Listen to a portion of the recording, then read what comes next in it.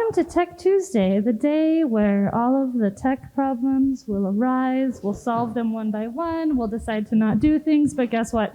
We're here and we're alive, and that's all that matters. My name is Megan Davis. I am the Senior Manager of Brand Experience here at Wacom Technology, also co-founder of SneakerWeek. Tech Tuesday is always a crazy day because we start at about 7:30 a.m. and go until it gets dark outside, but it is one of my favorite days, naturally. This year especially, I finally get to meet the Gravity Sketch crew in person. We've only been doing this over Zoom and OBS and Twitch for I don't know how many years, but now I get to see their lovely faces, which is fabulous. Let's do a quick rundown of those on our panel. I'm gonna start with the in-person crew and then oh look, the camera's right there. And then we'll hand it over to those of us joining on the Zoom call. I'm gonna start right here. Just who are you, what do you do? Hello, my name's Red. I'm a footwear designer from the UK, and I'm also a footwear consultant working at Gravity Sketch as well. I'm kind of going to talk today about like my experience as a footwear designer, creating originally obviously designing for a brand, and then also mainly designing for my portfolio, and then also talk about like my journey and experience with NFTs and kind of how I discovered NFTs in the space and my learnings and challenges that I faced as I kind of moved through the space. Hello, I'm Nicolas. I'm the founder of Satoshi Studio, which is a sneaker brand using NFTs, and founded in 2018. And I'm also the founder of Futures Factory, which is a platform allowing designers and brands to create their NFT projects. Founded last year. What's happening? Hey. My name is DJ. I'm from Portland, Oregon. Here, actually from here, and I'm an entrepreneur. I always find a way to make things shake. I've been collecting shoes for a long time. I'm into that space. I love investing into multiple things, finding classic statements, streams of income, passive investments, all those things. Hi, I'm Daniela, one of the co-founders of Gravity Sketch. And yeah, I'm really excited about this panel. We're going to be discussing a lot of things about NFTs, how to go into them, how to make them, why, and why do you actually buy them or sell them. So a lot of like interesting topics that you're probably going to have a lot of questions around. Totally. Let's hand it over. Let's go, Cullan. Yeah, my name is Cullan Kerner. I'm an industrial designer from Virginia. In the United States, and yeah, I'm here to talk about pretty much what everyone else was talking about, interfacing with Futures Factory, also doing footwear design through NFTs on my own, and that's sort of what I'll segue into introducing Douglas, one of my first collectors, wonderful human being. Thanks, man. Appreciate that. Yeah, my name's Douglas McCurdy. I'm an artist releasing all my work as NFTs on the Solana blockchain, and I pretty much focus on I'm like a conceptual photographer, and I do like surrealistic photography, all centered around a basketball rim. So that's kind of my niche through the world, and yeah, a collector as well, and proud owner of some digital NFT sneakers. Awesome. Thank you, guys. And just for everyone that is joining us out there, if you have questions, we hope you have questions. We hope you have a lot of questions. We're going to roll this third grade style. If you have a question, please feel free to raise your hand. I'm going to try to field those questions kind of as we go through the conversation. I think the goal of this is, of course, we've got a lot of topics we want to cover, some certain key points we want to cover, but try to keep this as conversational as physically possible. So yeah, feel free to raise those hands. I will jump out and put this microphone so kindly in your face. Thank you. All right, first question. This one is quite a simple one, but a complex one as well, because it's so simple. And any of you can answer. So what is an NFT?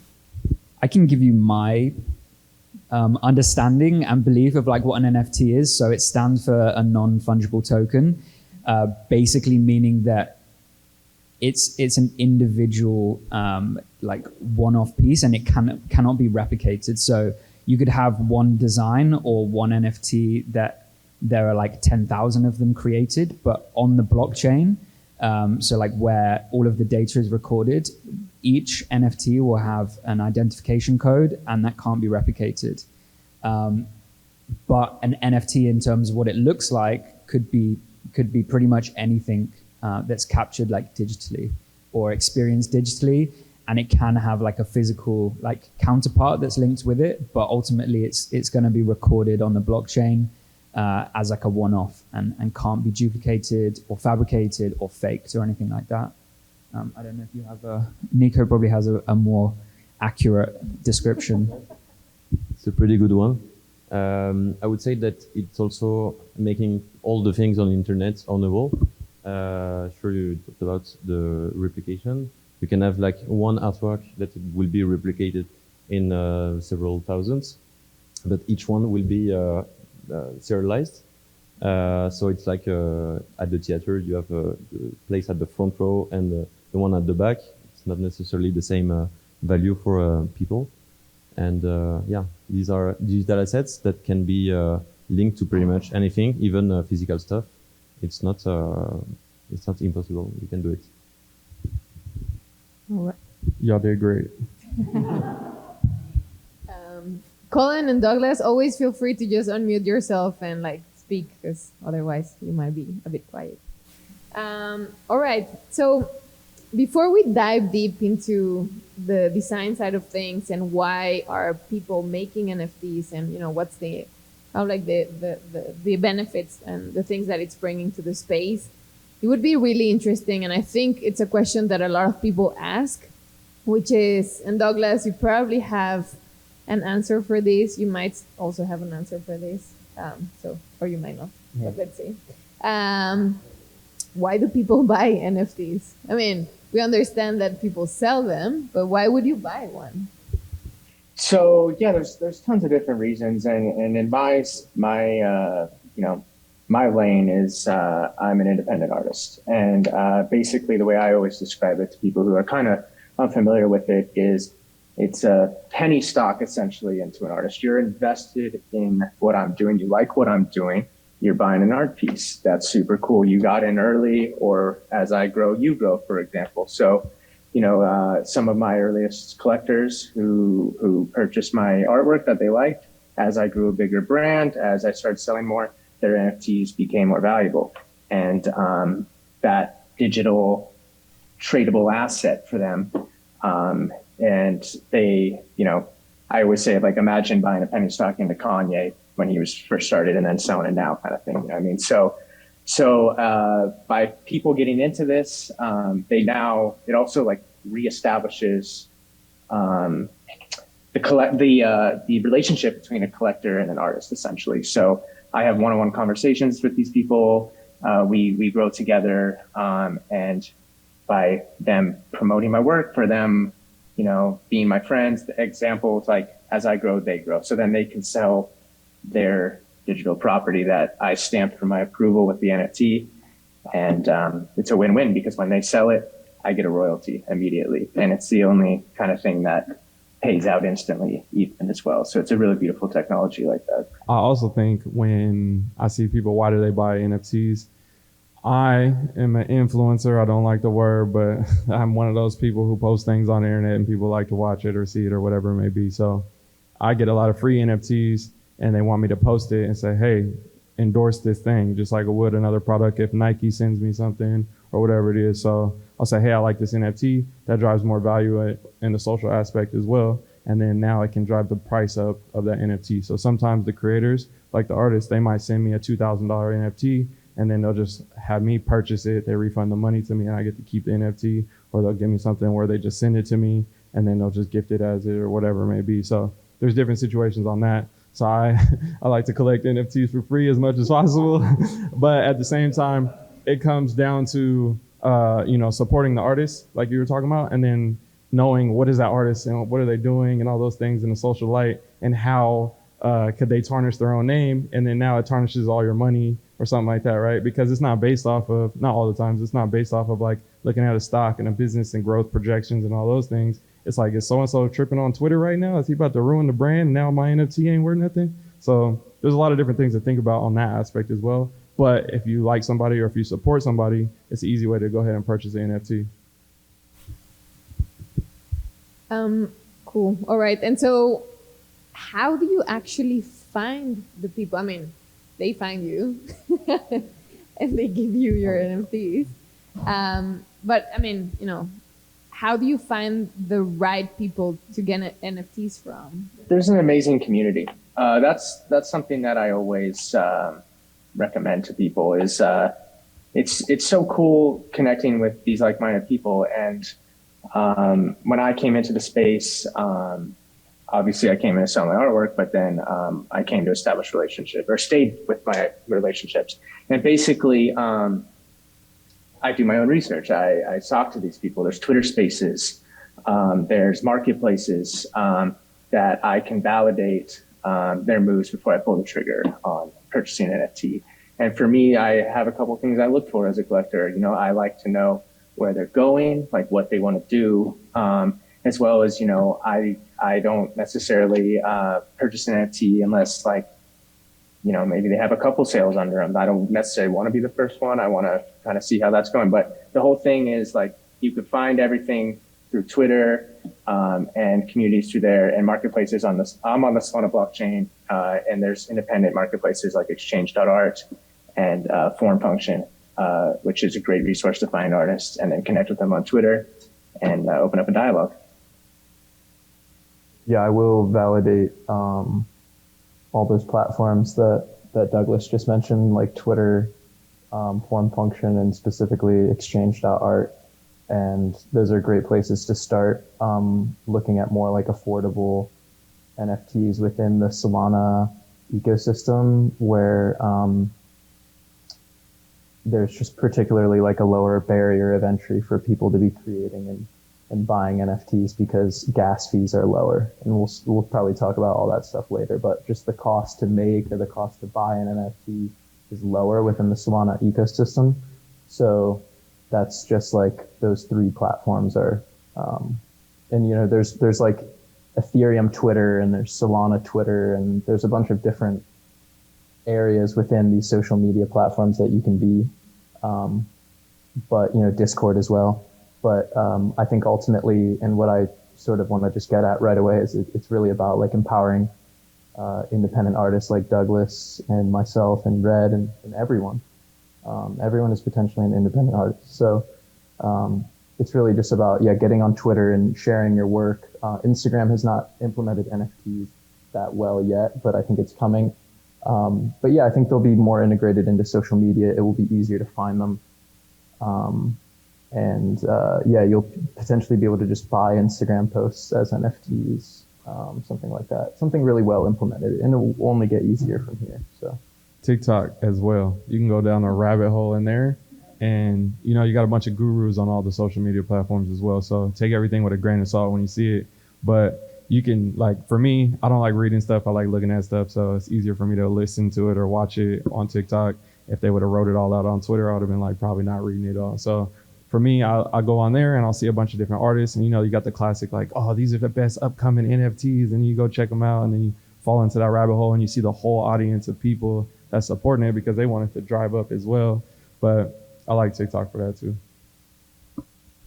And you have also a lot of emerging verticalized platforms. So, for example, for music, fashion, and it's interesting because they're creating ecosystems, and they bring creators that are not really familiar with NFTs, but they help them to get into the ecosystem, like Future Factory also. Yeah. You're bringing something really important, Nico, which is, probably Red can tell us a little bit about his story, because he wasn't actually looking to go into the NFT space, or at least not yet. You were just creating your shoes, and you were just kind of putting them out there, and Futures Factory found you in a way, and just kind of Yeah, exactly. So like I was saying before, I the NFT that I actually released and dropped on Futures Factory started off purely as an inspiration project or a portfolio piece. And for me, using Gravity Sketch in my free time, that was what a lot of my design work was just always felt like it was focused towards. It's this would be good for my portfolio. And basically I'll post it on Instagram, but nothing really comes of it necessarily, for personal work anyway. And then, Futures Factories, the guys reached out to me and basically said, you know, like, we like your work and we think that our community would be really interested in this as like an NFT purchase. And yeah, like Daniela said, I didn't really know anything about the space. I thought that you had to be some like tech expert or NFT like guru to be able to release an NFT, and you had to do something special in the design process. But I think Cullan can definitely talk more of this in terms of like doing it totally on your own. But Futures Factory and those sort of platforms are working closely with designers and artists to kind of streamline the whole process. So I think like you guys did a lot of the more technical side, but I kind of focused on the design work, focused on the utilities that I wanted to apply. So we can come on to a bit later, but like when you release an NFT, and I think this goes back to your question, like why buy NFTs? A lot of people just think, oh, it's a JPEG and it stays on my computer or whatever, or wherever it stays. But like you can attach real world utilities and functionalities to your NFTs, and they no longer have to just be something that's online and that's it. And they can actually have like a real purpose and give you access to something exclusive, or maybe you receive something physical because you have this kind of ticket, which is your NFT. But yeah, so Futures Factory reached out to me, and I kind of suddenly realized that actually there might be a revenue stream that I can make from my own personal designs outside of work, where, you know, you have to go through so many loopholes, and if a design I do sells 1 million pairs, I don't get paid anything extra. Like that's part of the job. But suddenly there was like an opportunity for me as an independent designer, and I never thought that was kind of out there for me, other than going freelance and doing my own like brand or anything like that. And I created the 3D artwork. It could be 2D, but I work with 3D designs, and then worked with the guys at Futures Factory to make sure that the different file types were exported properly, so that it could be dropped into AR, it could be dropped into it could be vertically integrated. And then another really enjoyable part of it was then like working out the utilities, like the people that buy the different levels of rarity. What do they, you know, how can I gamify this and give them more out of just owning like the digital asset? And yeah, that was my experience. And then there was the whole excitement and the build up of like the drop, and then it was released for a week, and it was like I was pretty blown away. I kind of went in at zero expectations, because I was like, you know, why would anyone, you know, be interested in creating my NFTs? And then I was really pleasantly surprised, and it like brought a whole different revenue stream for me. And I was also suddenly linked with a community and like people that followed me for my design work that I wasn't necessarily aware of. So like it completely changed my outlook in terms of the opportunities that I have as a designer, and it's like connected me with people that I was never kind of in touch with before. So yeah, that's kind of my experience with like Futures Factory and doing it more through a platform like Futures Factory, where they also had more of a community and a following who were obviously like engaged in like footwear for NFTs. But yeah, like I said, Cullan can probably talk more on like releasing as a standalone and like independent designer. I also have worked with Futures Factory and have gotten the privilege to work with some of them and sign a bit of a contract to release some work later this year. So I'm doing a bit of both, and what's exciting is just that there's no reason to choose one. You can do both. You can collaborate. You can choose to do things on your own, or you can do things solely through this sort of curator, which I really find Futures Factory to be is almost like a curational NFT design house in a way, that helps like put designers on a pedestal and sort of just promote work that is adding to the NFT space in a positive way.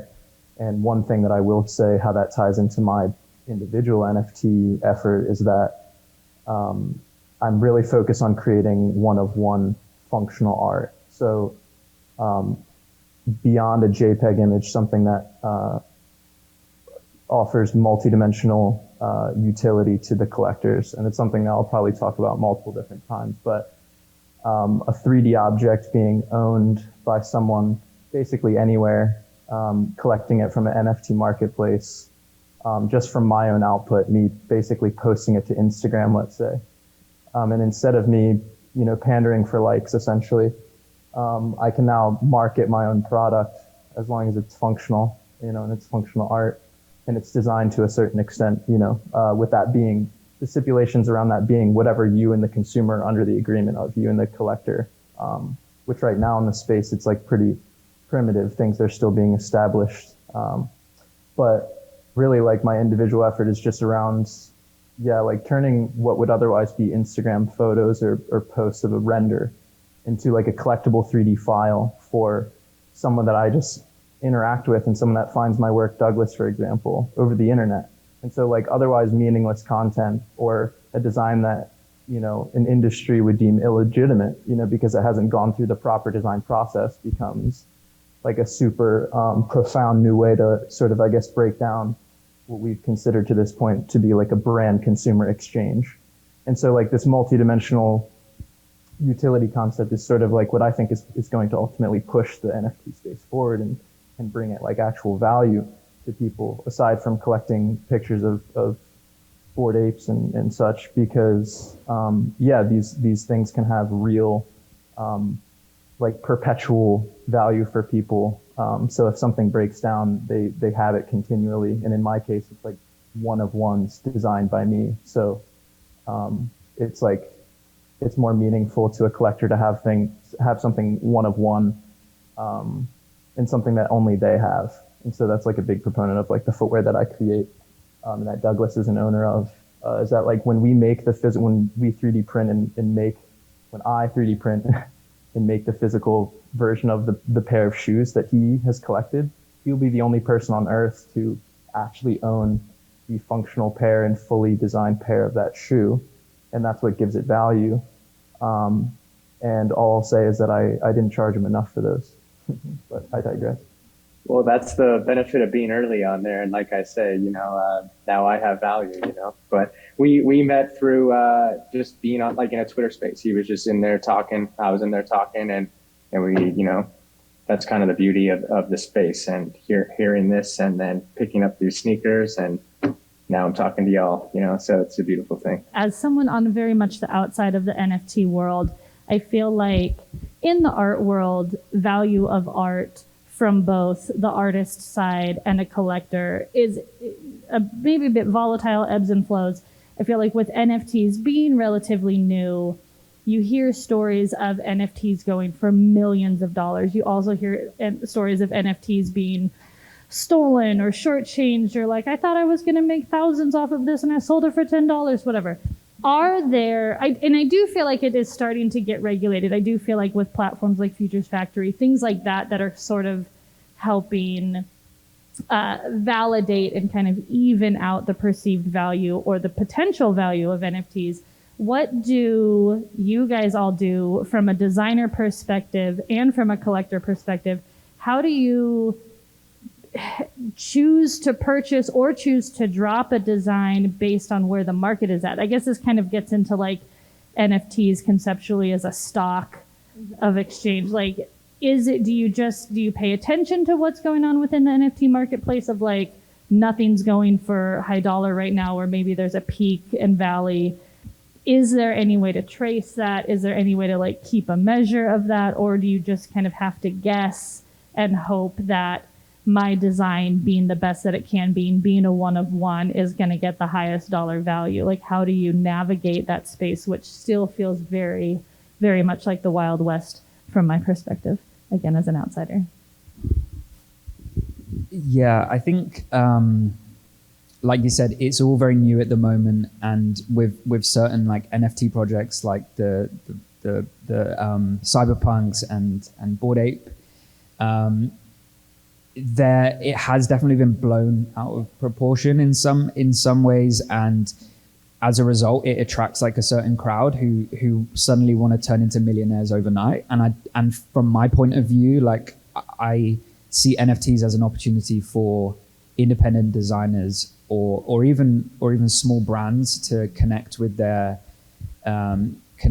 following and their community. And I think if you're just coming at it from a point of view of like, how can I make the most money as quickly as possible, and you're not really thinking about the long-term aspect of this, or like you're not really thinking about providing value to the collectors, then I think you probably won't succeed or be around in that space for very long. I think if you purely see this as like a get-rich-quick kind of scheme, then I think those individuals and those projects will die out like pretty quickly. I think if you're not working really hard to give a whole experience to the consumer or the collector, and really working really hard to either give them the value they're looking for, or like now when they buy it, or at least in the future. So if they're buying your stuff because of you as a designer or you as an artist, you need to like keep working to make your name bigger and more successful, and hopefully like provide that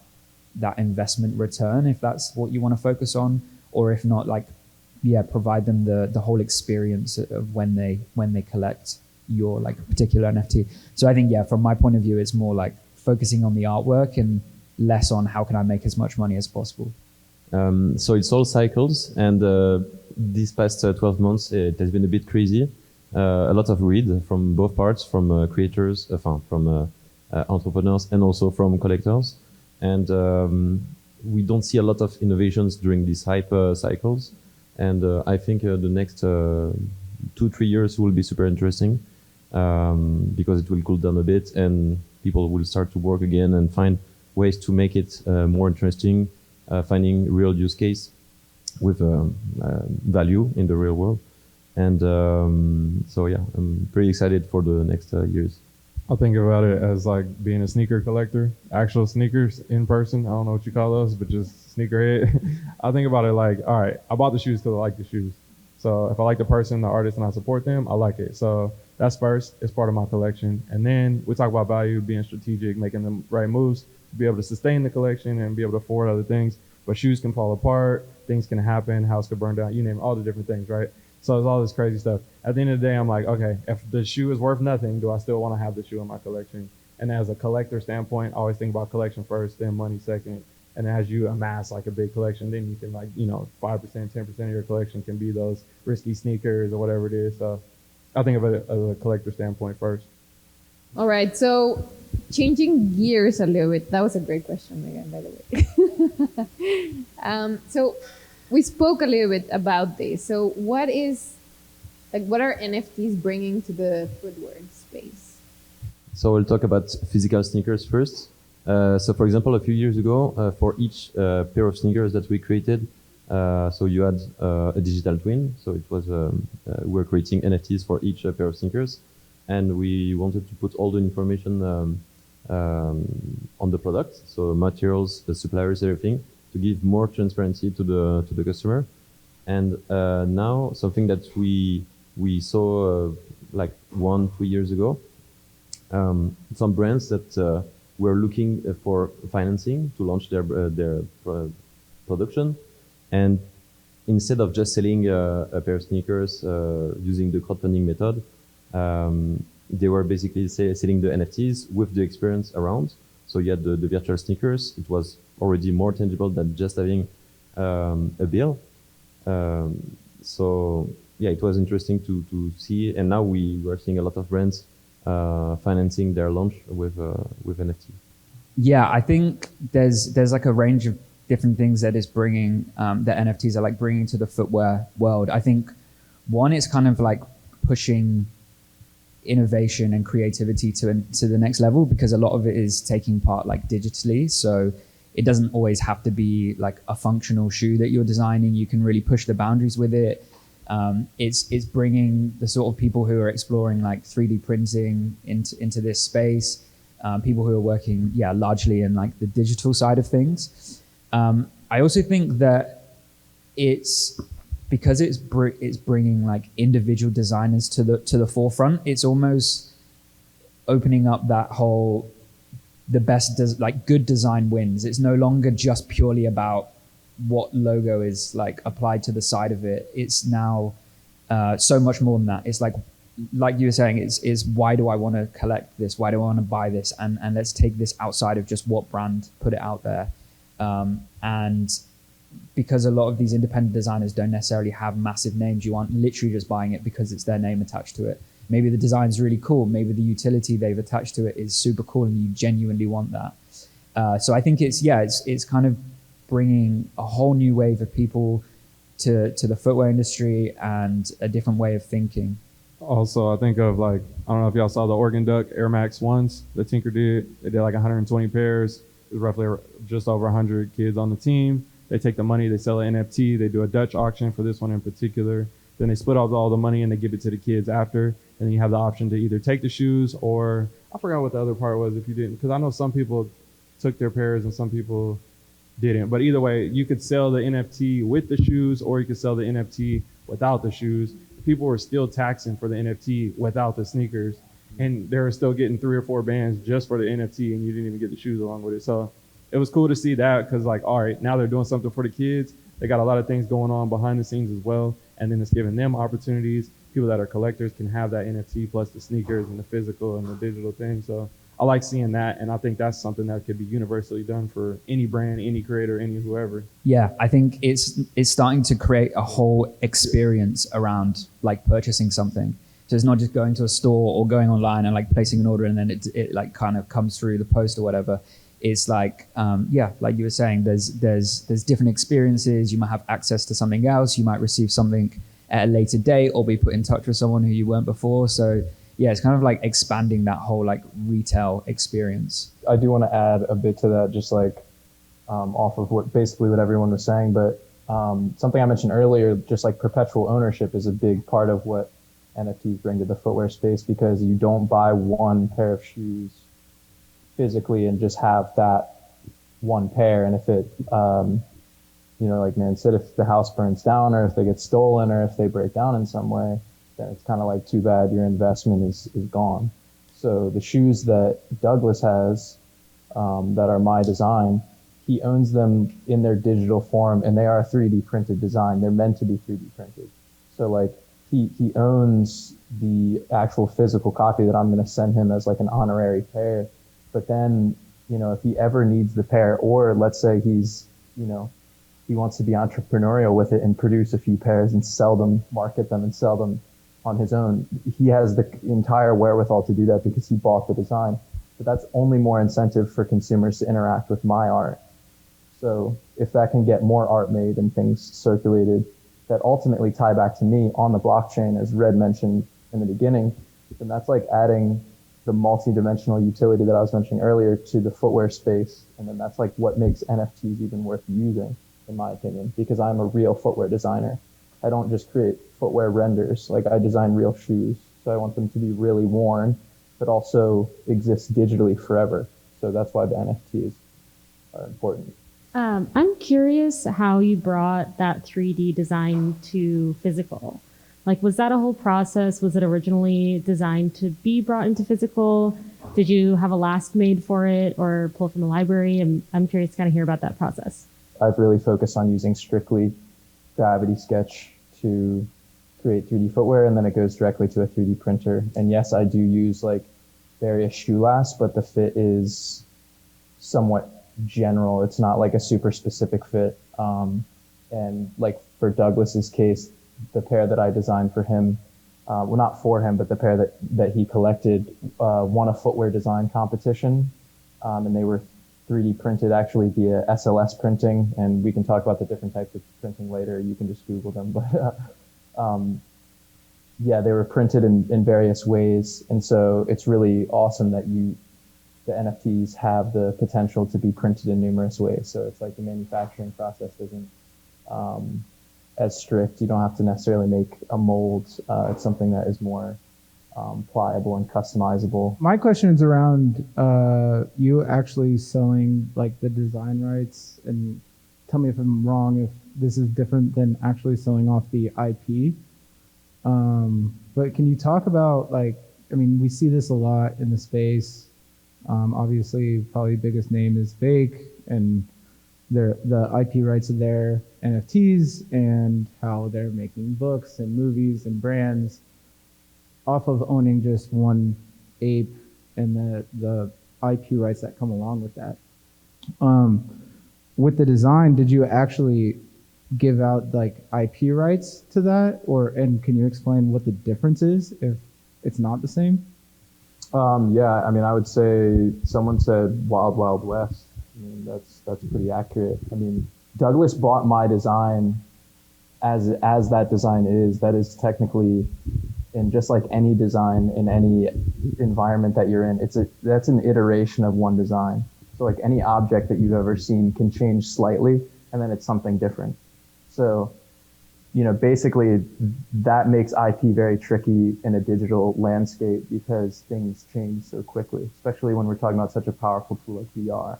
If Douglas wants to like mass produce this shoe and, you know, let's say make 1,000 pairs of it and sell it, like I already said, like that's fine by me because that original design is credited to me on the blockchain. So it's sort of like you have to start thinking about marketplaces and sort of, like I said, that consumer to brand relationship in a slightly different way.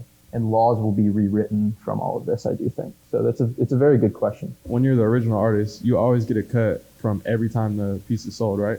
Yeah, I mean, if he were to sell them off blockchain, then no, I wouldn't get royalties from that. So I mean, this is not a perfect system. All the flaws that come from normal marketplaces are present in NFT marketplaces. So it's something that people need to realize that it's not perfect. It's far from perfect, but it's the fact that the multidimensional utility, like I said, I would mention it a lot. That is what makes it worth it, because you then just empower, as Red's alluded to, independent artists to have an output, to have a way of making money that isn't working for the man 9 to 5. So that's really what this is all about. I think ultimately what people should walk away from this is like, do I have to work my job as much, or can I sort of create art and sell it on the side and have, you know, that sort of output? And that's what it's about. It's not necessarily about it being watertight. I do think a lot of this stuff will be sorted out, like I said, legally over the next few years as it becomes more popular. But for right now, it's not anything to keep me from creating. You know, like if Douglas wants to make a bunch of pairs of my shoes for me, and make money off of that, so be it. You know, that's actually, you know, already happening to me. I'm wearing the slides that were stolen from my Instagram. So it's actually happening to me in the real world. And I've sort of like embraced it, and it's something that is actually empowering in a weird way. If it's not about the money, like Red said, if it's really just about your happiness as like a creator, then yeah.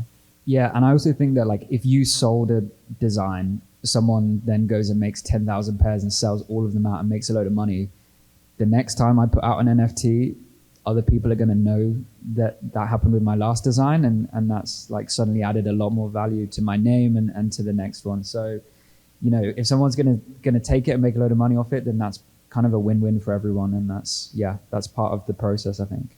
So my question is to basically test out a business model. So this is take an existing Web2 e-commerce site selling merchandise, sneaker, doesn't matter, and looking at activating Web3 with Metaverse, with NFT as a digital twin of the physical product. So you can burn it and mail the physical product and do commerce in Metaverse on a simple credit card click. So you buy, you get a digital twin, your NFTs are in your wallet as long as the wallet is registered. It can be in any chain. It can be in your seen in OpenSea, Ethereum chain, what is Selenium chain, and you maintain the custody. And it is against the wallet of the person who's bought it. So it is a digital asset, and if the price appreciates, the digital asset appreciates. Anytime you can burn that and get the physical asset, a digital twin. How does that work? So I think Haribo did this back in the day. So you could have the digital assets, then burn the token to redeem the physical counterpart. I'm not sure about the last part. Like these are really two different assets. So if the digital asset value goes up, this doesn't mean that the physical assets will necessarily have the same value. For me, this. So you buy, in this case, you buy a sneaker for $500. It's still $500 as you would buy a physical, Yeah. This right? Is, You get an NFT with it. It can be minted. It's in your custody. It's hanging off your wallet. yeah. Tomorrow that is $1,000. Your NFT is high. You're making more money. You want to anyway wear that shoe, burn it, and get it. What's wrong with that? It depends. Like if it goes up, it means that you received an offer, or Yeah, it's in your custody. So you are in the chain. yeah. Your assets are in the chain. So it's distributed in the distributed ledger. You can claim to it. You have the originals, which means you can, in your wallet, if there's a wallet is open, then somebody can see all your assets. Here are your assets in the wallet. That means your closet, in a sense, your wallet is associated to a closet, and here is your closet. Here are the things that you have, and those are all digital assets. And it's basically taking your Web 2 e-commerce, activating on Web 3, doing NFTs, and metaverse. You can actually break the store and take it to any virtual world. They click. Yeah. They buy like credit card, one click, and they get the asset. Of course. A twin, a digital twin of the physical. Yeah. Even Shopify now, they have their beta projects. Like they are already doing these kind of things. And yes, it's coming probably for. I really think that for all physical variables, you will have your digital twin that will give you access to things that will be like an authenticity certificate, but also an ownership certificate. Yeah. Right. I mean, it's got a community side to it. So if I'm a popular influencer, everybody wants to know what's in your wallet or what's in your closet, and I want to buy that, right? Those kind of avenues it opens up. Is this ahead of time? We're not there yet?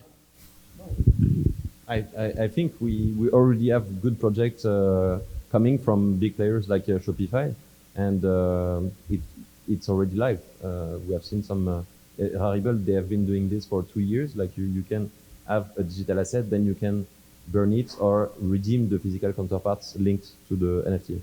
So it has been there for a while. I don't know what it's called, but I don't know how to tell you to look it up either because I don't know what it's called. But there's a thing that's like a camera system that'll give you a full scan of whatever it is also. So you can take whatever fit. Like I could take that box right there, put it in the center of there, and it'll create it and then put it in the digital world for you too. So even if you like say you didn't buy, like say I had shoes from 10 years ago and I wanted to put them in my closet, you could put them in there and then they could put a whole scan of it that has the thing and then put it in the closet. So that's something that I have seen that's been going on in the past like year. I don't know. I'm not hip on everything, but I know it's been going on for a while. Yeah. I mean, that's exactly the point, right? So this is Web 3. I can take a couple of selfies and take a couple of 2D images of your sneakers on the Web 2 and generate a 3D and put the shoes on me and make you walk. Yep. Right? You can do your whole self too. Like you can stand in the middle of the cameras and create your entire self as well. Yeah. AR, VR, 3D, we can do all that through Web 3 on the chain with NFT. It's kind of like connected to that question, but not really. So we've spoken a lot about 3D, right? Like 3D NFTs. There's obviously a lot of 2D NFTs. There's like animations and so on. Like it can really be anything. But it would be interesting to hear specifically on the footwear side of things. Why is it important? It would be great to hear from the designers, but also from the collectors. Like why is a 3D NFT more valuable or more interesting than a 2D? Is that the case or not really? You know, it really comes down to what you're trying to collect. And, you know, Douglas being the hip collector that he is, he has 3D NFTs in his wallet and he has 2D NFTs. And, you know, like I said, sort of at the beginning, you know, you don't necessarily have to choose between one or the other, you know, kind of like why not both? And I think both of them have utility, but, you know, something that's really unique to the footwear and specifically the manufacturing process behind the footwear, it being 3D printed, is that you have this idea of perpetual ownership. And so a painting that's done by an artist that you maybe buy as a 2D image, and then they ship you the big physical, or you link up with them and you collect it and you take it home. And, you know, let's say the tragedy happens if, you know, someone comes through and takes it or something, that piece of art is gone. That the painter cannot repaint the painting. It's gone forever. The physical version of it is gone forever. And you might have a digital version of that, but it is not necessarily, it's not like, let's say, the digital twin, that was just referred to in the last question. So with footwear and the fact that it's 3D printed, as long as you don't lose the file, which is always possible, but we're getting better at keeping files at least somewhere safe. You have that 3D object for eternity as long as 3D printing exists, and it's not like every 3D printer is going to stop working. So you have somewhere to get that shoe made in perpetuity, meaning that it can exist in 3D for all of time, and that's something pretty unique to footwear. And it's why someone who is in industrial design, mainly focused on furniture, really got into footwear as a consumer design object because of its like 3D printable size and the way that it can be regenerated, let's say, into the three-dimensional world, unlike the 2D NFTs. So that's like really just one stipulation. And people still, if you look at data, people are still spending more on 2D NFTs than they are 3D. But I think that's because these terms like multidimensional utility are just getting heard about by some people. They don't really fully understand that concept. But once you understand that you could buy something for market value and own it forever rather than just buying it that one time and only having it then, I think people will be highly intrigued by that, especially collectors. Yeah, definitely. Me as a collector, I heard, like I said, I met CK is his Twitter name in a Twitter space, just hopping around and just getting to know this dude. And like I said, it's kind of like the relationship with the artists and the collectors, what I find so beautiful about this space. And I imagine a world 10 years ago where people could hop in a Twitter space and meet Virgil Abloh or whatever, you know what I mean? So it's like, so to have this going and, we've established a friendship, and knowing that I got his first NFT, as well as now it's been shown all over the world in physical form. That's amazing. So I have immediate value as a collector, as well as, the idea of the future of me owning a blueprint, essentially, and I could print out sneakers whenever I want at home is the future I want to live in, to be honest with you. So I just think it's all around dope, and I get value from it. CK gets value from it, and I think future will too. I think what Douglas said is really interesting about 3D printing. Designers are pretty excited by the potential of 3D printing. And from what we saw, designers have been creating concept kits for a very long time. And the fact that you have 3D sneakers makes it way more tangible. And we also realized that a lot of designers are pretty excited by the fact that in the near future, people, their audience, their followers, their fans, could wear them in in video games, or just playing with it in AR or VR. So yeah. All right, and so I think it is really important, and we've been speaking about NFTs and all these different platforms, and there's like certainly a lot of names that you guys have been dropping that might sound like a completely different language to a lot of us, because it's still kind of like foreign to a lot of us. It's still very, you need to read a lot, you need to understand a lot about blockchain and like the different platforms and so on. So suddenly it becomes this big mountain that you as a designer, sometimes it's really hard to climb and to just figure out how to open that black box. So as a designer, how do you get started with NFTs? Like what would be the first step to just figuring it out? I would say get a VR headset and download Gravity Sketch, but we can let Red answer. Yeah, I agree with that. I guess it's like anything that's completely new to you. Like, how do you start anything new? I think a really good start is like join a community somewhere, whether it be like a Discord channel, like the Futures Factory one, or even just within Gravity Sketch. If you're seeing people that are putting out NFTs, or even just putting out like 3D digital artwork, just like getting in contact with people. There's so many discussions going on at the moment, and like I think for me, what I quite like about the NFT space is that it does feel super new, and there's a lot of people in the space who are involved in it, but who aren't like pros or anything like that. And people seem to be pretty open and happy to like help and educate and like kind of go through this journey together. I think, yeah, from my point of view, platforms like Futures Factory who are more clued up on this sort of thing and who are working really hard to make it as easy as possible for designers and collectors to get involved in the space is, from my point of view, is like the best way at the moment that I see, like getting involved. Unless you do find this really interesting or it's something that you want to learn more about, that there are so many discussions going on, Twitter, like spaces and Discord community channels, like there's loads of content out there to learn. So yeah, just like immersing yourself in the community is probably my kind of best recommendation. I'll just say Solana. Like, check out Solana, and it's one word. It's not hard to remember. You probably don't even have to write it down.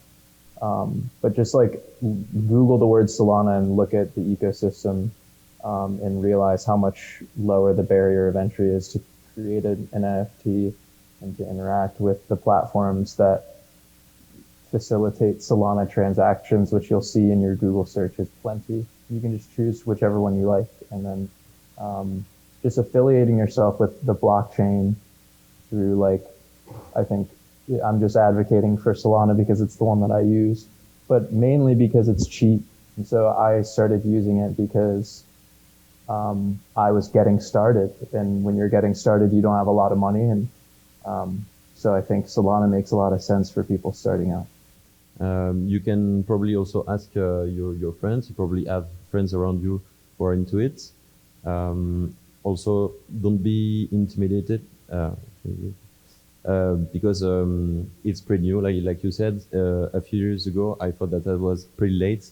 Now I realize how we are early because we learn new things like almost every day. You see new projects, new dynamics, new business models. So it's easy, even on Twitter, you can easily lose yourself for a few hours just discovering new stuff. When it comes to that, I'm not the creator. I don't have the advice for that side. But when he says ask your friends and stuff, I do hopefully have some advice for y'all. Don't be scared. Like, ask. Ask the whole world. Stand up on your box and tell everybody, I need help. I'm looking for help for this. Like, I'm looking for houses. I need millionaires and billionaires to interview because I want to do that for my second YouTube channel, aka if anybody has any recommendations in here. See what I'm saying? I'm asking. I need help. This is what I'm looking for. So don't be scared. Don't be shy. If somebody's like, oh, they make fun of you in the comment section, first off, they don't got nothing to do with their life. So all they doing is trying to tear you down because you're trying to do something great and you're trying to have fun or do what your passion is. So don't worry about those people. Just ask and don't be shy. And yeah, people are going to try to roast you because you're a beginner, but we all had to start somewhere. So remember that and just trust it. Know that you want to do this. Go do it. Don't be shy. So for beginners, obviously get yourself a headset, use Gravity Sketch, etc. Do the thing. What's some advice that y'all would have for new designers going into the NFT space or new designers hoping to get into the NFT space? What can they do? What rules, processes, etc. are currently in place? So this maybe dovetails into things that Walk is doing in the future. What are some of the things that are in place that designers can tap into to protect their digital artwork on the blockchain? Because I think that's another thing that I think makes people really nervous is like, how do we know if I put an NFT out there that like this is going to be super secure and it will be tied to my, my digital metadata or whatever that is? How would you direct new designers in that specific area? I think what I would probably do is, if you're not familiar with like blockchain technology, I don't think you'd have to go down a really kind of deep rabbit hole. I think just understanding how blockchain technology works and the fundamentals of it will hopefully give you a bit more confidence in terms of like the security of like the blockchain. Like that's kind of how it was designed, or at least from my understanding anyway. I could have that totally wrong, but it's designed to be very secure and like I said, replicating and like faking information on the blockchain is supposed to be extremely difficult or almost impossible. Just having an understanding of that hopefully will like give people a bit more confidence. I got another question. Okay, so I heard this whole thing with like BlackRock and Coinbase and all the stuff that's going on. Now, if they like go out of business and my NFT is in my Coinbase wallet, then what happens? Like, is it just gone? So that's the thing too, that I did kind of learn. I understood that, but I didn't know if that was fully accurate, because that's what I thought too. Like, you own it, but you don't own it because it's held through their wallet, right? Exactly. And you're not interacting directly with the blockchain when you purchase on an exchange like Coinbase, and they call it custodial wallet. So it's linked really to their business, and they purchase for you, they hold the coins for you, but it's not your coins. So you have like a copy of one big Bitcoin, for example, but if they go out of business, you're screwed. So it's kind of like people that have like Robinhood, same thing. Like, you own the stocks, but you don't. They're just holding it for you, doing the same thing. Okay. There are lots of Web 2 businesses in Web 3. It seems like Web 3 on the exterior, but it's not. So I think it's important for creators. They can always go on OpenSea and create a project. Now it's super easy. It's even easier than creating a project on Kickstarter, because it's permissionless, meaning that you don't even need like a permission from someone. Yeah, I would look into how a wallet works, what are the private keys, because it's really like your own bank, your own your own bank basically. So if you create something, you're the owner forever. You can trace the owner, you can trace the different things that your assets will do, and it's important to understand how it works, because it will stay.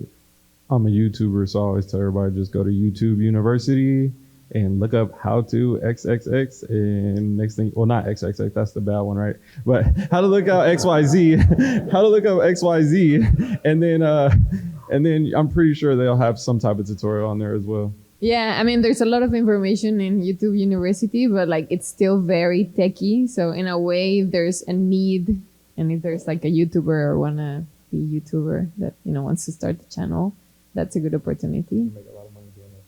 Yeah, like NFTs for designers, because there's a lot of information, but it still sounds very techy, very complex. There's so much information. There's so many names that you need to learn. So in a way, trying to figure out how to make it more understandable, or at least easier to just get someone to design something and then just create an NFT. I'm just curious if there's anything that you wish you had been told when you were starting out that you learned through practice in the early stages. And then also curious about what's most frustrating to you about the space right now, or difficult about the space that you might not realize unless you've been working in it. To start with the frustration question, I would probably say for me, it's this kind of link that people have with NFTs as being like a gimmick, a massive money-making scheme. Like, oh, why would you get involved in that? It's a scam. And the fact that there are so many people in the space at the moment who are purely there to try and make like a load of money overnight. I'd probably say for me, that's the biggest frustration. And I think like Nico was saying, now that we're maybe going into like a bit of a downturn and everything's not kind of like exponentially going up in price every day, I think hopefully we'll see those sort of people leave the market, and whether that be on the collector side or the designer side, and hopefully the people that remain and that continue to move forward are going to be the best people for the space and provide the real value, and really continue to like explore and expand and like develop the space and bring more value on that side of things. So yeah, from my side, that's the frustration. I think a few things for what I wish I knew when I started out. So one side is, like I mentioned before, is that you can attach like real world utilities to your NFTs. I think that is such a like underrated or an aspect of NFT that isn't necessarily like thought about enough. So I think if having known that at the start, I'd love to have been able to offer like different utilities on my first drop. But at the end of the day, you don't have to just pick one NFT to do. Like the beauty of it is that you can release them and be constantly improving and offering different utilities. But I think that's such an amazing opportunity to be able to give a complete experience to the purchasing your design, other than just that's a cool design, I want it, or that's a cool design, I'm going to go to the shop and buy it. So I think being able to build that is an amazing thing. And also one other thing is, if you are doing a design that isn't going to have like a physical link to it, try and just like open your mind when you're approaching it. Like if you're designing for the metaverse, you don't have to take so many, in terms of like designing footwear, there are so many things you don't have to consider anymore. You have to consider gravity. You don't have to consider whose foot this is even, like it doesn't have to match a last. It doesn't have to be made from certain materials or like be bound to certain construction processes or manufacturing capabilities. So like kind of use it like a real blue sky opportunity to just create something really different, I think is probably what I'd say. I think some of the hardest parts as an artist in this space is, a lot of things are out of your control. For example, I had a collection coming out and I marketed it for, a good 15 days prior. Everything is in motion. And then overnight, there's a market crash and the coin is down X amount and, everything. And, history won't look back and remember that day, but what your piece sells, for example, is always remembered on the blockchain kind of thing. So with things out of your control as an artist is tough. And, however, navigating the space is half the art. And in terms of things I would do differently, it's just kind of, learning as you go. That's the thing of being so early. There's a lot of things that I wish I would have organized it different. I wish I would have presented it different. But at the time, the technology wasn't there. So through time, that's evolved. But you just have to get in there and start doing it and put out stuff, and then the tech will reach you over time. Yeah, I would say the biggest frustration was not starting sooner. And then also, I just think that, I don't know, definitely the largest frustration was just wishing that I had gotten involved sooner. And I got involved in sort of the wrong blockchain for like a year. I was trying to be in the Ethereum environment, which is just a coin, but it was like the main coin for art collectors and artists to be using primarily over the course of like 2020 and 2021. So I just sort of like followed this where like the market was most saturated, when actually the best thing to do is to pivot and go to the less saturated market in Solana. I think that was super valuable for me. The choice of the blockchain, like Cullan said, is really important. It really depends on your offer and your audience. So I totally agree with this. We also had some kind of problems related to this. On my side, it was more related to the business model of Futures Factory. So we really thought that it would be easy to convert like people who are really interested into sneakers and following designers. But then we realized that it was more complex and that the people collecting sneakers were already into the crypto space. So even if we put a lot of effort to make the experience super easy for non-crypto users, I think we should have put perhaps more focus on the crypto collectors and build real products for them. But we will, and we also realized that a lot of the collectors wanted to invest in ecosystem, like on several designers than on one particularly. So, but we will have both. We'll have a platform where designers can create their project independently, no matter what. It was the idea from the beginning, but also give an opportunity for crypto collectors to invest in the ecosystem. This is actually for the collectors. So one thing that I've seen, and you brought this up with the let go of the convention of physical sneakers. It's one thing that I saw, I think the first time, Daniela, you told me about Futures Factory, I was like, what is this? It's amazing. I think from a designer perspective, that literally the sky's the limit. We're now like, we're in the James Webb telescope of like vision for what designers can make in VR, in NFTs. You're not constrained by anything material, etc. So there's so much possibility. I think on the other side of that, from a collector standpoint, you now have the opportunity to collect these super amazing NFT digital, whether they're 2D or 3D pieces of art. What is, and it might not be there yet, but what are some of the things that y'all are excited to see from a collector standpoint? Are there going to be virtual galleries? Are there people that are starting to make NFT gallery spaces? Are there like collector cohorts? I don't know. I think again, it kind of gets us into the like the sky's the limit from a collector standpoint.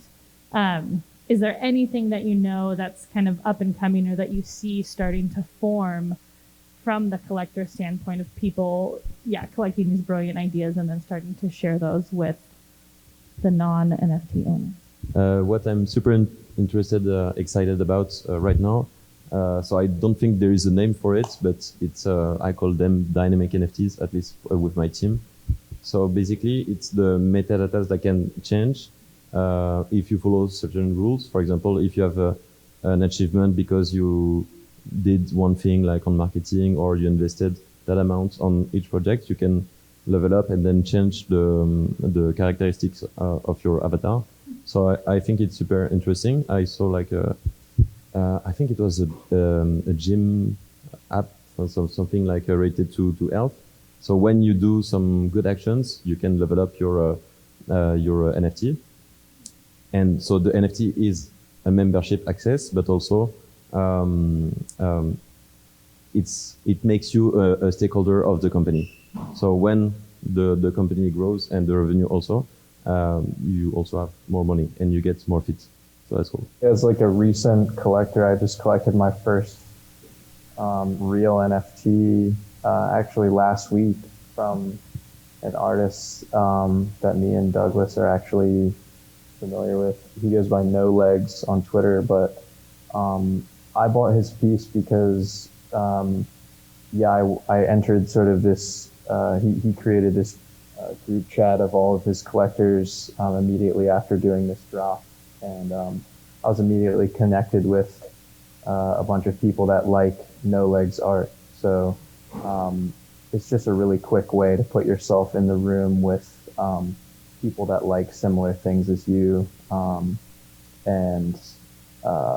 I think that's just like a huge proponent to like marketing yourself is to collect NFTs. So like a good way to get going. And if you don't know how to like get going by making them, a good way to get going is like by buying some and then interacting with those artists and getting to know who they know, and then that sort of gets the ball rolling for you. Yeah, definitely. I fully agree with that. There's so many advantages of it, and I'll just say something on like my personal side of like me as an artist is like I have something where if you are a collector, you get access to my augmented reality filter. And my art, I place basketball rims all over the world and make them super surreal. And by people buy my NFTs, they get my augmented reality filter where they can thus take my photographs and place them wherever. And then we have the chance to collaborate and auction off our pieces together. So if they buy my NFT for X amount of Solana, which is the blockchain I'm on, then they're in my Discord. They can make an art piece. We can collaborate together. They could auction off their piece, essentially leveraging my brand, my audience, my hard work, essentially, and they get immediate return off the NFT that they purchased. And it's a way to collaborate with the entire space as well as expand my brand through other people's audiences. You said that someone could join with you and then could collab with you. Do you recommend that's the easier way to do that to get started? And so they know more information by getting with you and get into your group? Or just looking online like they were saying earlier? Basically, from everything said in this panel, I think everything is essentially like comes back to community and relationships. You know what I mean? So I strongly recommend looking around in Twitter and seeing what works for you. You know what I mean? And like buying into these NFTs to get into a community, and then meeting, the right people that you click with. And you can meet them through Twitter Spaces even before you end up buying an NFT. Once you're in the NFT, you can kind of get into their community. CK said the same thing with the no legs thing with my community, or even the bigger boys if you want to do that. But when I always recommend to artists and anybody coming into the NFT space of how to get started is to come in and make genuine relationships and come in there and not just take advantage of these people who try to make money, just to connect. You know what I mean? And you'll be just blown away by who you meet and who you collaborate, and where it'll take you. And then together, you guys could build something great. Yeah, I think intention is super important. It's just like making art, like being a genuine happy collector. It's like you do have to enter the space, and like whether you're collecting or creating art, I think like a great way to start, and I'm basically just reiterating what I just said, is like go support independent artists. And like at the very least, the best way to start is to like go spend, there's NFTs out there that people are trying to sell for $20 to $40, $50. These are like independent artists that, like I said, are trying to make a living, like an alternate income, and so, people spend that on a nice dinner nowadays, so it's like, I would say go, culture yourself and interact, try to find art that you like, buy that art. And then that's a wallet. I mean, that's an NFT in your wallet to have. And then you also, like Douglas was saying, you've cracked your foot into the door of like a conversation, connecting with an artist who's ultimately going to connect you to more artists, which is exactly what Douglas has done. But like, yeah, it starts with like a DM, and it ultimately starts with like a purchase, and someone supporting someone else. And like, it's always easier to like go out in the world and give and be supportive rather than like looking for it. And I think that's why the community is so good. In a lot of the NFT spaces and environments, is because like, yeah, a big proponent of it is like buying as much as there is selling going on, or at least like, trying to level those out, and get people to be supporting artists as much as they are looking to be supported, because it's ultimately easier to get a conversation going by buying like a piece of art that you can afford, and, interacting with an artist that you admire, even in the smallest way, than trying to just start from scratch, create a piece of art from zero, market it all yourself. It's like, that's not really the way it works. I marketed for basically like a month straight my footwear collection that has sold out on Solana. And I was doing okay, marketing some pieces. I had sold a few pieces. And then Douglas comes along and buys a piece for really a steal, gets it for a steal. And then he tweets it once. And then my whole collection sells out like within that afternoon. And I'll never forget it because it was on my birthday. And it was just like a surreal moment where like one person going out of their way to just support. And this isn't even someone who started. Douglas was already like, well established in this space, but like supporting and buying art that's like half the whole structure of the environment. So like it's easier to just go out and start by doing that. And I would encourage people to do that. Rather than feeling like, okay, I have to create an NFT from scratch. Yeah, absolutely. And it came down to relationship. Like I literally met CK when I was doing the distros in a Twitter space, and he was telling me about what he was doing. And eventually, you guys will love this. He told me about Gravity Sketch, and I bought a VR set because of him a couple of months later, So I understand that this is really design heavy. So if you don't have a great answer, it's okay to just say pass. But I'm curious, what advice would you give to an in real life brand that wants to get into the space? Obviously they want to ask around and do their own research, but like from a business standpoint, and maybe even try to make it more design centric. Let's say you're a designer for an in real life brand and you want to bring this, you want to connect the in real life brand to NFTs, put a collection out there, maybe connect it to the legacy products you've sold. I can say that I have a personal brand. It's called Studio, and we've produced 3D printed footwear, furniture, home goods. And one of the avenues in which we sell these products is through the blockchain and through NFTs. And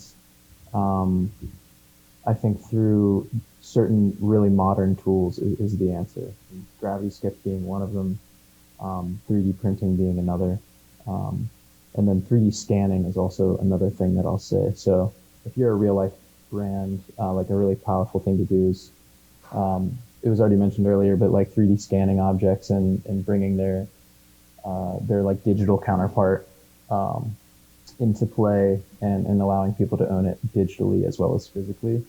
And then there's also like ways to, we're starting to do this with the home goods as well as the footwear that we're building, as well as like handbags, various fashion items. So all like relative or relevant to physical brands. But you can actually embed chips, scannable, like basically NFT chips inside of these physical, whether they be garments, handbags, footwear, like I said, anything.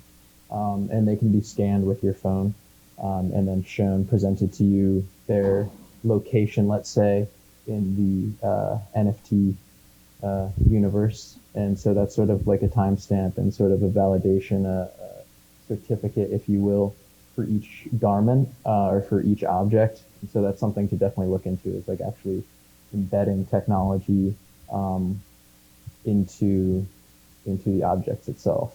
And then also like using 3D printing and 3D scanning to have digital replicas or at least digital versions of the real thing. So the collector, the customer feels like they're getting more bargain, and that's what they deserve. I would really like look into and lean on the utility side. So expanding that whole like experience of buying from that particular brand. Whether it be like, if you have this NFT, it's like your golden ticket to some big meetup somewhere, or an exclusive like event that's going on. That like there's basically unlimited things that you could do with it. And another thing, which I think probably Nico can talk more about as well, is like using traceability, with linking the traceability to the NFTs. So you could have your pair of shoes that's like Cullan was saying, that has a chip in it that can be scanned, and you can trace every material, every factory, every farm even that the leather came from, and you can like trace that via the blockchain, and no one can create a fake pair of those shoes, and because it's always going to be traced back through that scan and through the NFT on the blockchain. So I think traceability is quite a cool area to look into as well. In fact, it really depends about the kind of brands you want to create first, I think, based on your personal strength, because you will personify your brand if you're talking about creating your own brand. And because like you said, you can use blockchain and NFTs on pretty much anything. I really believe that it will have an impact on all the areas in footwear. So production-wise, the way you build your community, the way you communicate, interact with them, the business model, it could be community-owned a bit, can make all your customers real stakeholders of the project. So it's really about finding your stuff for the brand. How do you want to make it, and then find the angle, so on the blockchain side.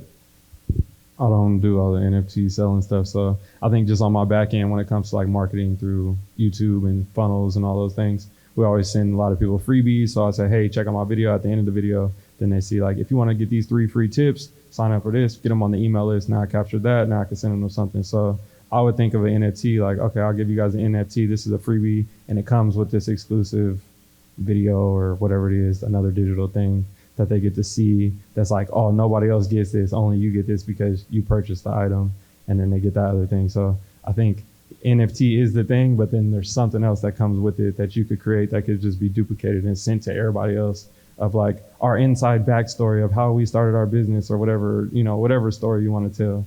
I think you could do something like that too, to try to draw more people into like purchasing it and want to desire that. And then you can lead them on to the next part of the funnel, whatever it is that you're trying to upsell to. I'm curious what your experience has been, or what you think about the audience, right? So what if you have a brand, you want to get into the NFT space, you don't necessarily think that your current audience is interested in NFTs or really wants to dive into that. There's so much research involved in getting into NFTs that typically the audience can be different. So it almost feels like you'd have to build out a completely new audience that already is in the NFT space. Do you guys have any like advice or any thoughts on that? Definitely invest in doing the research and like delicately introducing things to your audience, because these things that we're talking about are inevitabilities. Like, as an artist and also a collector up here, like, I'm not really talking about like biased things. You know, like, we're not talking about individual pieces of art. You know, we're talking about like movements, technological movements that are inevitable.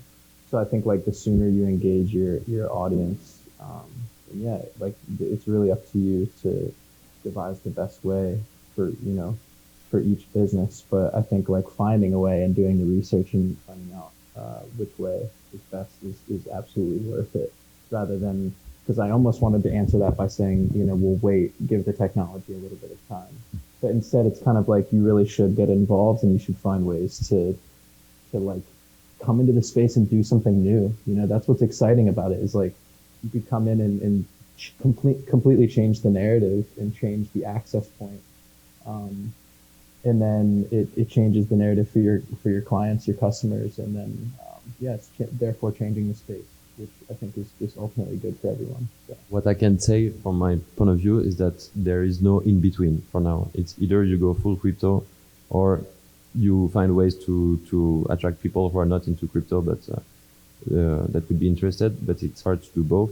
So either you have two offers different, or if you want to have a crypto native brand, I would suggest to go full crypto. All right, I was just gonna say, walk them through the process. If they don't know how to do it and they're new to that stuff, just make sure that they know the step by step to get them to that finish line to be able to actually get the NFT in their possession, because they're probably going to be confused and not know how to work it. Yeah, and I mean, and I would say that it's a great opportunity. I mean, right now, yeah, it's still very difficult to get into the NFT space, or you have to do a lot of research as an individual consumer. But that's kind of like the role of the brands, like just to help individual, like, you know, consumers to be able to go into that space in an easy way or in an exciting way. Like, you know, what else can you bring there? And as Cullan was saying, like, that's kind of like the exciting side of things, I would say. And it's kind of like a good segue to my last question, which is for you, DJ. Yeah.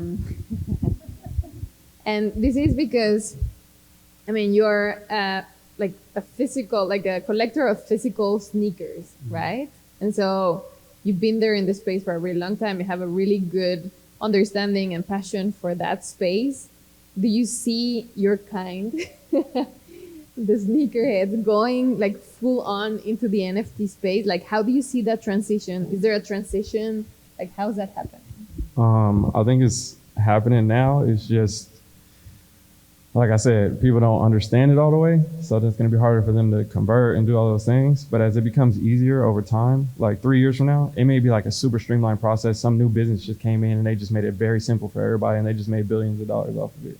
Like, that's an opportunity that probably is still out on the horizon for all of us if we think it's something great. But I think it's something that can happen. And then we're now seeing this thing where people are trying to live past life. Like, once I die, I'm still here. And they have this thing, and it's the person and the avatar and all these things. So they still want to have all their fresh gear, all their nostalgic stuff. I see that still being that type of thing. So it's going to take time, but I don't see why it wouldn't happen, especially me being a collector. I collect all types of things. So yeah, when it comes to like real collectors, like they said, if it's art or if it's skateboards or toys or whatever you want to call it, like, people are going to want to collect how they can collect. Yeah, awesome. I will say, sorry, I also really care about sneakers. I wouldn't necessarily call myself like a collector of sneakers, but like, I'm definitely a sneakerhead, and like, I know about all the coolest sneakers coming out, and I design sneakers. So I just wanted to like give an anecdotal, like, little segue at the end of just saying that, like, I hadn't drawn a 3D shoe until I downloaded Gravity Sketch and started using it, and made my first 3D shoe during the pandemic in 2020. And then posted on Instagram and sort of like got a lot of attention from doing that, and now have used NFTs to create my own 3D footwear brand, essentially, which that's only one of the things that we do. So like what's empowering about all of this is that I went from someone who just cared about sneakers to tapping into all the tools that everyone has access to some degree if you apply yourself. And then now I have a brand and I'm considered a footwear designer and I'm speaking on a panel. So it's just, there's not like, everyone can do it. Just as he was just saying, it's like, you just have to sort of start and get going and believe that, we're not lying to you. Like, this is the future of how things are. Well, thank you, everyone, and thank you, everyone, for your attention. Thank you. Thanks. Thank you. Thank you.